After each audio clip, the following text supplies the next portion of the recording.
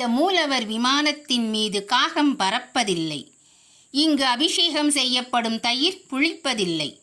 இங்கிருக்கும் ஆண்டவருக்கு தினசரி அபிஷேகத்துக்கு தீர்த்த கிணற்றில் இருந்து 2 அழகிய பொதிக்காளைகள் மூலம் தினசரி திருமஞ்சன தீர்த்தம் 1320 படி வழியாக கொண்டு வரப்படுகிறது. இது தொன்று தொட்டு இருந்து வரும் பழக்கம். 1984 பிப்ரவரி 12ஆம் தேதி உலக அதிசயமாக இரட்டை மாட்டு வண்டி படி வழியாக மலையேறி அதிசயம் நிகழ்ந்தது. இந்த மலை 4 யுகத்திலும் இருந்ததாக சொல்லப்பட்டிருக்கிறது. கலியுகத்தில் தேவேந்திரனால் பூஜிக்கப்பட்ட மலை. ஆம், எது தெரியுமா? 3000 ஆண்டுகள் பழமையான மலை. சோழர் காலத்தில் கட்டப்பட்டது. ஆம், சென்னிமலை தரிசனம் என்று சொன்னால்தான் எல்லோருக்குமே ஒரு பெரிய சிறப்பு. ஈரோடு மாவட்டத்தில் பச்சை பசேல் என்று மரங்கள் நிறைந்த நீண்ட திருமலையின் அடிவாரத்திலிருந்து 1749 அடி உயரத்தில் உள்ள தலம்தான் இது. கந்த சஷ்டி கவசம் பாடல் முதலில் அரங்கேற்றம் செய்யப்பட்ட தலம் இதுதான். 12 ஆண்டுகளுக்கு ஒருமுறை வறட்சியான கோடை காலத்தில் மலைக்கோவிலுக்கு தென்புறம் அமைந்துள்ள தீர்த்த விநாயகர் முன்பு திடீரென பொங்கி வழிந்தோடும் மாமாங்க தீர்த்தம் இங்கு அதிசயமாக காட்சியளிக்கிறது. இத்தல வரலாற்றை பார்ப்போம். ஆனந்தன் என்ற நாகத்திற்கும் வாயுதேவனுக்கும் இடையே யார் பெரியவர் என்ற போட்டி ஏற்பட்டது. அவர்களுக்குள் நடந்த சண்டையில் மேருமலை உடைந்து பல பகுதிகளாக பிரிந்து பல இடங்களில் விழுந்தன. இதில் மலையின் சிகரப்பகுதி பூந்துறை என்ற இடத்தில் விழுந்தது. அந்த இடமே சென்னிமலை. இந்த ஊருக்கு சிரகிரி, புஷ்பகிரி, மகுடகிரி போன்ற பெயர்களும் உண்டு. இந்த மலையின் ஒரு பகுதியில் நொய்யல் ஆற்றுக்கு அருகில் வாழ்ந்து வந்த ஒருவர் தாம் வளர்க்கும் பசு தினந்தோறும் யாருக்கும் தெரியாமல் சென்று ஒரு குறிப்பிட்ட இடத்தில் பால் சொரிந்தது. இதை ஒரு நாள் கவனித்துவிட்ட உரிமையாளர் அந்த குறிப்பிட்ட இடத்தை தோண்டி பார்க்க அங்கு அழகிய முருகப்பெருமான் சிலை இடுப்பு வரை நல்ல வேலைப்பாட்டுடன் இருக்க, இடுப்புக்கு கீழ் பாதம் வரை கரடு முரடாக இருந்த அதை உளி கொண்டு செதுக்க முயன்றார். அப்போது சிலையில் இருந்து இரத்தம் பீரிட்டது. அதைக் கண்டு எல்லோரும் பயந்து போய் வேலையை நிறுத்திவிட்டு அங்கு வாழ்ந்த சரவண முனிவர் அருளாசிப்படி ஆண்டவர் அப்படியே இருக்க பிரியப்படுகிறார் என்று அறிந்து சிலையை அப்படியே சென்னிமலை மீது பிரதிஷ்டை செய்து வழிபட்டனர். சென்னிமலை முருகனுக்கு மலை மேல் மண்டபம் கட்ட தீர்மானித்தார் நிலத்தம்பிரான். கட்டும் போதே மலையடிவாரத்தில் உள்ள கைலாசநாதர் கோவிலுக்கு மதில் எழுப்பும் பணியையும் மேற்கொள்ள விரும்பினார்.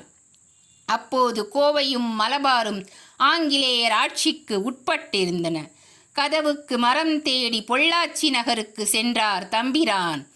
ஆனைமலையில் ஒரு பெரிய மரத்தை பார்த்த அவரும் அவருடைய சீடர்களும் மரத்தை வெட்ட ஆரம்பித்தனர். அப்போது அங்கே வந்த ஆங்கிலேய அதிகாரி அவர்களை தடுத்தார். யாரை கேட்டு மரத்தை வெட்டுகிறீர்கள் என்று ஆங்கிலத்தில் அதட்டினார். அவரிடம் சென்னி ஆண்டவன் வெட்டச் சொன்னார், வெட்டுகிறேன் என்று பதில் சொல்லி அனைவரையும் ஆச்சரியப்பட வைத்தார் நிலத்தம்பிரான்.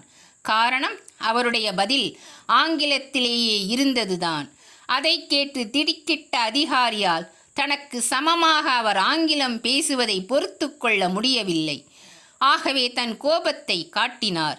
மரத்தை வெற்றதுமில்லாம திமிரா பேசுகிற இவனை மரத்திலே கட்டி வைங்கடா என்று உத்தரவிட்டார். ஆனால் உடன் இருந்தவர்கள் தயங்கினார்கள். ஐயா, இவர் பெரிய மகான், இவரை தண்டிக்கிறது நமக்குத்தான் அழிவு என்றார்கள். அவர்கள் பயப்படுவதற்கு காரணங்கள் இருந்தன. 300 ஆண்டுகளுக்கு முன் 10 வயது பையன் ஒருவன் அவன் பிறந்த ஊர் காரணமாக செங்கத்துரையான் என்று அழைக்கப்பட்டான். பஞ்சம் பிழைக்க சென்னிமலைக்கு வந்து ஒரு பண்ணையாரிடம் வேலைக்கு சேர்ந்தான். தன்னுடைய 25வது வயதிலும் அப்பாவியாக இருந்த அவன் மாடு மேய்த்து கொண்டிருக்கும் போது கையில் வேலுடன் சென்னியாண்டவர் காட்சி தந்தார். கூடவே அவனை நிலத்தம்பிரானே என்று அழைக்கவும் செய்த அவர், இந்த சிரகிரி மலை மேலே எனக்கு நீ ஒரு கோவில் கட்டு என்று அருளி மறைந்தார்.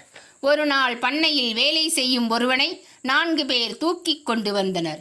இவனை நாகப்பாம்பு கடிச்சிட்டது.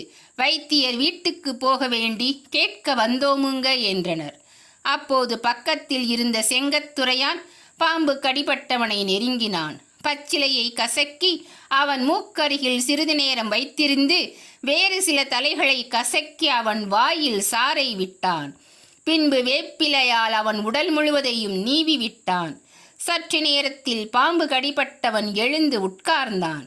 இந்த காட்சியை அனைவரும் ஆச்சரியமாக பார்த்தனர். இந்த வித்தையை எங்கே கற்றான் அவன்? ஆனால் செங்கத்துரையானோ எல்லாம் சென்னியாண்டவன் செயல் என்று மட்டுமே சொன்னான்.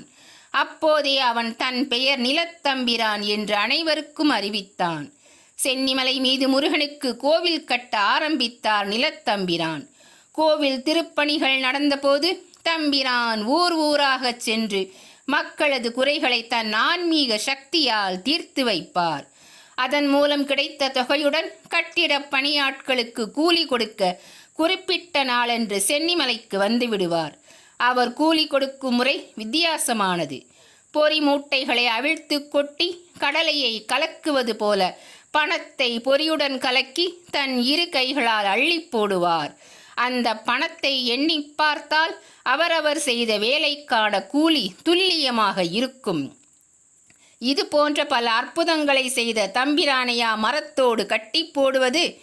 அப்போது தம்பிரான், ஐயா, என்னை கட்டி போடுவது இருக்கட்டும். உங்கள் மனைவிக்கு சித்தம் கலங்கி கொள்ளிக்கட்டையை எடுத்துக்கொண்டு ஊரை கொளுத்தப் போகிறேன் என்று சொல்லிக் கொண்டு வருகிறார்கள். முதலில் அவரை கட்டுப்படுத்துங்கள் என்று சாதாரணமாக சொன்னார். அதே நேரம் அதிகாரியின் வேலையாள் வேகமாக ஓடிவந்து நிலத்தம்பிரான் சொன்ன தகவலை உறுதி செய்தார். பதட்டத்துடன் வீட்டுக்கு திரும்பிய அதிகாரி வேலைக்கார பெண்கள் தன் மனைவியை அமுக்கி பிடிக்க முடியாமல் திணறிக் கொண்டிருப்பதை பார்த்தார். அப்போது அவள் முன் வந்து நின்ற தம்பிரான் தன்னிடம் இருந்த விபூதியை எடுத்து அவள் தலையில் 3 முறை போட்டுவிட்டு, சென்னியாண்டவா, இந்த குழந்தையை காப்பாற்று என்று வேண்டிக் கொண்டார். அடுத்த கணமே அவள் பழைய நிலைக்கு வந்தாள். இதைக் கண்டு வியந்த அதிகாரியும் அவர் மனைவியும் தம்பிரான் காலில் விழுந்து வணங்கினர். அதோடு அதிகாரியே தன் ஆட்களை கொண்டு அந்த மரத்தை வெட்டி சென்னிமலைக்கு அனுப்பு தனது நன்றியை தெரிவித்து கொண்டார். சென்னிமலை அடிவாரத்தில் கைலாசநாதர் ஆலயத்தில் இப்போதும் இருக்கும் அந்த முன்கதவுதான் அது. ஒரே மரத்தால் செய்யப்பட்டது. கோவில் வேலைகளை முடித்த தம்பிரான் கும்பாபிஷேகத்துக்கு நாள் குறித்த போது சென்னியாண்டவன் தன்னை அழைப்பதை உணர்ந்தார். சென்னிமலை அடிவாரத்தில் தனக்காக தானே ஏற்கனவே அமைத்திருந்த சமாதியில் போய் அமர்ந்தார். அந்த நிலையிலேயே 15ஆம் நாள் சமாதியானார். மலைப்படி அருகே செங்கத்துரை பூசாரியால் மடம் ஒன்று இருக்கிறது. அங்கு அவர் சமாதிக்கு மேலே முருக விக்கிரகத்தை பிரதிஷ்டை செய்து சிறு கோவில் கட்டியிருக்கிறார்கள். மகாமண்டபத்தூணில் நிலத்தம்பிரானது சிலை உள்ளது. அருகில் உள்ள ஊரிலிருந்து சிவாச்சாரியார் ஒருவர் வந்து பூஜை செய்து வில்வ மரப்பாலால் ஆண்டவன் நெற்றியில் பொட்டு வைப்பார். ஒரு நாள் சிவாச்சாரியார் வராததால் நிலத்தம்பிரானே பூஜை செய்தார். அப்போது உயரம் குறைந்த தம்பிரானுக்காக ஆண்டவர் தலையை கொஞ்சம் தாழ்த்தி பொட்டை தன் நெற்றியில் ஏற்றுக்கொண்டாராம். அதனால் இப்போதும் அந்த சிலை தலை தாழ்த்தியபடியே இருக்கிறதாம். இந்த கோவில் 6 படை வீடுகளுக்கு முந்தைய கோவில். படிக்கட்டில் நடக்கும்போது நீண்ட இலைகளுடன் கூடிய பழமையான துரட்டி மரம் ஒன்று உள்ளது.